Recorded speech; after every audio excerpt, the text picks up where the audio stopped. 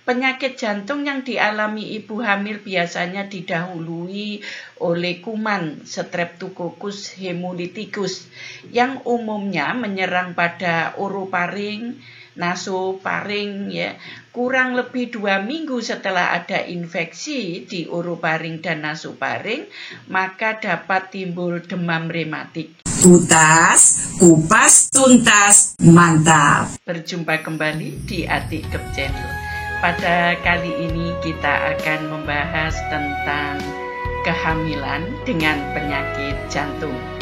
Pada perempuan yang mengalami kelainan penyakit jantung, untuk menjadikan seorang ibu itu hamil, itu harus dipertimbangkan betul-betul.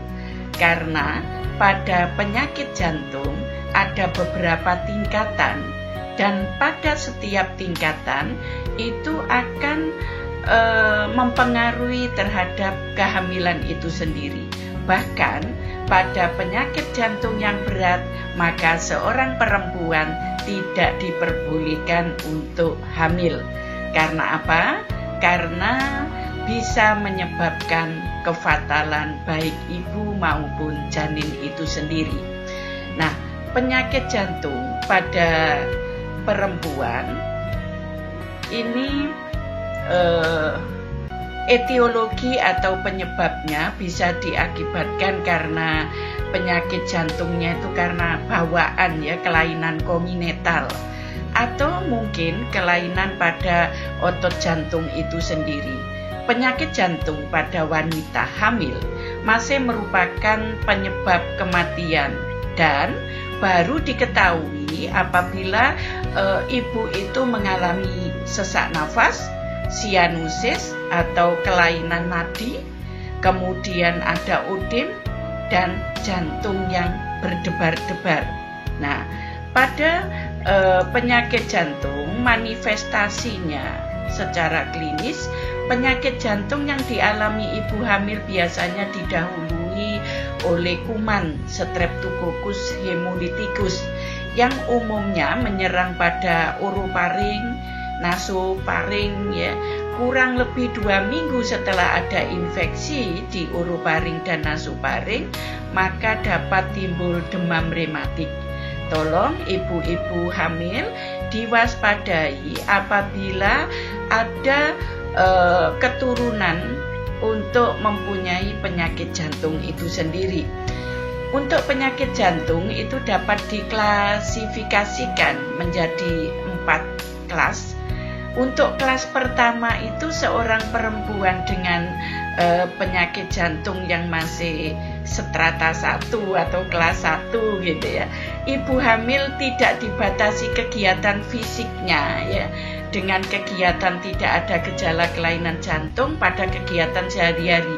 Jadi ibu tidak merasakan apa-apa gitu ya. Belum timbul gejala apapun, jadi biasa-biasa saja. Untuk itu pada kelainan penyakit jantung yang kelas 1 biasanya tidak diketahui oleh ibu itu sendiri. Kemudian kalau kelas 2 pun tidak dibatasi kegiatan fisiknya, jadi kegiatan apapun bisa dilakukan.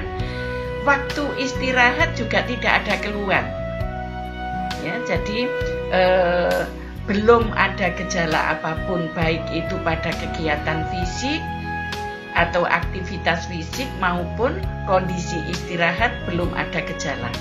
Kemudian kelas 3, pada kasus ini ibu sedang mengalami kehamilan, biasanya kegiatan fisik sudah mulai dibatasi. Karena apa? Kalau kegiatan fisik itu berat, maka ibu akan mengalami gejala. Contohnya sesak nafas, ngos-ngosan, dada panas, berdebar-debar, gitu ya. Nah, saat istirahat ini tidak ada keluhan atau gangguan, masih belum ada. Walaupun itu istirahat, tapi untuk kegiatan fisik yang terlalu berat sudah mengalami gejala. Nah, kalau ibu itu mengalami gangguan jantung pada kelas 4, maka pada kasus ini ibu yang sedang mengalami kehamilan ini biasanya dapat muncul sudah diperparah ya. Jadi dia itu dalam kondisi tidak aktivitas saja itu sudah mengalami gangguan, apalagi diperberat dengan adanya kehamilan. Maka biasanya kalau sudah kelas 4 ini tidak direkomendasi untuk hamil. Untuk itu, jadi pada saat prakonsepsi atau sebelum hamil, ibu betul-betul harus kondisi sehat. Tapi kalau ibu ada riwayat penyakit jantung sebelum hamil, tolong konsultasi dengan dokter spesialis, baik itu dokter penyakit jantung maupun SPOG. Bolehkah ibu hamil pada saat adanya keluhan penyakit jantung? Nah, pada kondisi-kondisi tertentu itu tidak akan direkomendasi oleh dokter, khususnya sudah kelas 4 atau kelas 3 pun itu sudah tidak diperbolehkan. Nah, faktor resiko penyakit jantung iskemik pada kehamilan ya, faktor resiko yang klasik gitu ya, itu waspadai apabila ibu-ibu mempunyai riwayat keluarga dengan kelainan jantung. Kemudian ibu-ibu dengan diabetes mellitus atau kencing manis, kemudian ibu-ibu yang mempunyai riwayat hipertensi, ibu-ibu yang mempunyai riwayat perokok berat, dan ibu-ibu yang mempunyai riwayat hiperkolesterolemia. Itu yang faktor risiko klasik. Nah, ada beberapa faktor risiko lain pada perempuan. Contohnya adalah peningkatan usia. Maka pada reproduksi sehat itu disarankan ibu hamil itu usia 20-35. Semakin tua usia untuk hamil, maka resikonya semakin banyak. Salah satunya adalah gangguan iskemik jantung itu sendiri. Kemudian ras ya, Asia Tenggara itu lebih beresiko gitu ya. Kemudian ibu-ibu dengan kegemukan atau obesitas. Kemudian aktivitas fisik yang berat, kemudian multiparitas juga faktor risiko lain yang bisa menyumbangkan ibu kena risiko penyakit jantung. Nah, pada ibu-ibu ya, pada saat ibu mempunyai riwayat penyakit jantung yang berat itu tidak direkomendasi untuk hamil, karena pada saat kehamilan itu terjadi perubahan-perubahan pada fisik seorang ibu. Salah satunya adalah perubahan pada pembuluh darah kardiovaskulernya juga. Jadi semakin terbebani kalau ibu itu mempunyai riwayat penyakit jantung kemudian hamil. Nah, sekarang pada saat persalinan pun itu juga berisiko. Karena apa? Karena pada saat persalinan ibu merasa stres, kemudian ibu nyeri, cemas. Nah, ini yang bisa memperburuk karena adrenalinnya meningkat. Ini adrenalin memicu untuk peningkatan tekanan darah dan sebagainya, sehingga bisa menyebabkan kefatalan pada ibu-ibu dengan kelainan jantung. Nah, dengan ibu postpartum pun itu juga terjadinya perubahan. Yang dulu ada janin, ada plasenta, ini juga mengalami sirkulasi yang berbeda, sehingga juga menyebabkan ekstremitas bawah, panggul serta uterus yang dulunya ada isi kosong itu mengalami perubahan, sehingga ini juga bisa memperburuk daripada ibu yang mengalami gangguan pada jantung. Nah, diagnose yang bisa ditegakkan bahwa ibu itu mengalami suatu gangguan pada jantung, pertama adanya bising sistolik pada saat ibu dilakukan pemeriksaan tekanan darah, ya, kemudian pada saat didengarkan untuk bising diastolik, peristolik atau bising jantung yang terus-menerus, itu juga perlu diwaspadai. Maka dari itu, pada ibu-ibu hamil, kalau ibu merasa sudah terlambat datang bulan, segera memeriksakan kehamilan, sehingga ibu bisa dipastikan bahwa untuk kondisi ibu saat ini aman. Nah, untuk program pemerintah antenatal care atau pemeriksaan ibu hamil kontak awal di fasilitas kesehatan itu sudah dilakukan pemeriksaan lengkap yang bisa men-screening, salah satunya adalah gangguan jantung itu sendiri. Makanya pada kontak awal harus bertemu dengan dokter untuk kunjungan awal, ya. Kemudian adanya pembesaran jantung yang jelas, kemudian bising sistolik yang nyaring, terutama bila disertai trill, ya. Kemudian adanya aritmia yang berat, jadi nadinya itu tidak karuan, ya, detaknya itu tidak teratur gitu. Nah, itu kalau sudah ditemukan itu, maka dilanjutkan dengan pemeriksaan lain, contohnya EKG, ya, ekokardiografi, yang bisa merekam daripada kerja jantung itu sendiri.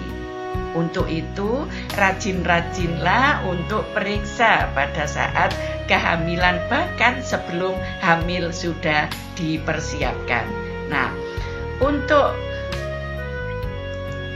pemeriksaan penunjang tadi sudah saya sampaikan, ekokardiografi itu untuk mengetahui kelainan fungsi dan anatomi daripada jantung itu sendiri, baik dari bile, katup, dan perikardiumnya. Dan radiologi, tetapi karena ibu hamil itu tidak boleh terpapar dengan radiasi, maka ini kurang dianjurkan. Jadi cukup dengan ekokardiografi. Nah, pada penyakit jantung itu sebenarnya pencegahannya memberikan pengertian untuk kunjungan antenatal itu lebih awal. Tadi sudah saya sampaikan, ya, sudah terlambat langsung ibu tolong untuk memeriksakan, kontak dengan dokter ke fasilitas kesehatan supaya bisa terekam kondisi ibu. Kemudian kerjasama dengan ahli penyakit dalam. Jadi kalau sudah divonis misalkan ibu ada kelainan jantung dan saat itu ibu sedang hamil, maka ibu harus ada penanganan kerjasama dengan penyakit dalam, karena untuk mengontrol daripada penyakit jantungnya itu sendiri. Kemudian juga pencegahan peningkatan berat badan dan retensi air yang berlebihan. Itu juga harus dikontrol dengan dokter obgyn. Kemudian istirahat harus cukup, karena apa? Pada kelainan jantung itu dengan aktivitas itu sudah menimbulkan, contohnya adalah sesak yang bisa dirasakan pada ibu. Dan diet rendah batasi untuk garam, pembatasan jumlah cairan, ini juga dipantau dengan ahli gizi. Ya. Untuk itu pada ibu hamil dengan kelainan jantung ini kolaborasi dari berbagai profesi. Apabila bidan menemukan adanya gejala itu, maka harus cepat dirujuk ke fasilitas kesehatan yang lebih lengkap, yang ada dokter penyakit dalamnya, khususnya dokter jantung, kemudian ada SPOG, ada ahli gizi, sehingga bisa bersinergi untuk menangani ibu dengan kelainan jantung itu, sehingga ibu bisa terselamatkan, baik ibu maupun janin itu sendiri. Kemudian untuk komplikasi yang sering dimunculkan pada ibu hamil dengan kelainan jantung adalah ibu bisa mengalami gagal jantung, kemudian bisa terjadi odem paru, abortus bisa juga terjadi, kemudian bisa juga terjadi sampai fatal, yaitu kematian ibu. Untuk janin bisa lahir prematur, kemudian berat badan lahir rendah, kemudian hipoksia pada bayi, kemudian gagal gawat janin, kemudian pertumbuhan janin yang terhambat, ya, IUGR. Untuk itu waspadai ibu-ibu hamil dengan penyakit kelainan jantung. Nah, untuk penyakit jantung itu sendiri, kalau misalkan ibu mau hamil, pastikan bahwa ibu aman dari kelainan penyakit jantung, ya, apalagi ibu ada hipertensi, ada diabetes atau penyakit-penyakit penyerta yang lain. Dan sekali lagi, persiapan sebelum hamil sangat-sangat penting. Untuk itu, dengan ibu mengetahui adanya hamil dengan penyakit jantung, tolong harus lahir di fasilitas kesehatan lengkap, yaitu di rumah sakit. Demikian tadi penjelasan dari saya tentang ibu hamil dengan kelainan jantung. Terima kasih atas perhatiannya. Wassalamualaikum warahmatullahi wabarakatuh. Jangan lupa subscribe, share, like, komen. Matur nuwun.